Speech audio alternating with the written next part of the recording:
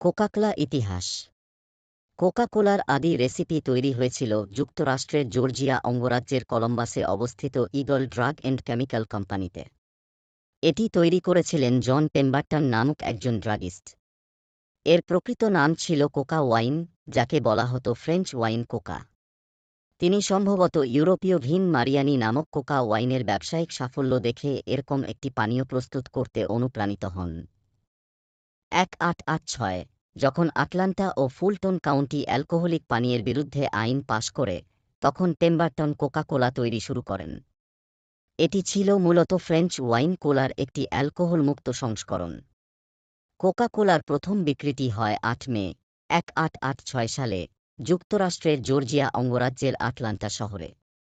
এটি প্রথমে বিক্রি হয়েছিল একটি পেটেন্টভুক্ত ওষুধ হিসেবে, প্রতি গ্লাস 5 সেন্ট দামে।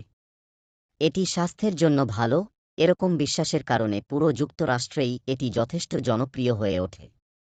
বাজারজাতকরণের প্রথম বছরে কোকা-কোলা বিক্রয় হয়েছিল 9 গ্লাস। বর্তমানে সমগ্র পৃথিবীতে কোমল পানীয় হিসেবে প্রতিদিন কোকা-কোলা বিক্রয় হয় প্রায় 160 কোটি গ্লাস।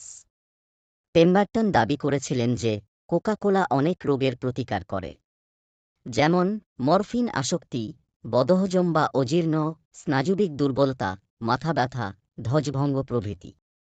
একই বছর 2 মে আটলান্টা জার্নাল পত্রিকায় পেম্বারটন কোকা-কোলার প্রথম বিজ্ঞাপনটি দেন।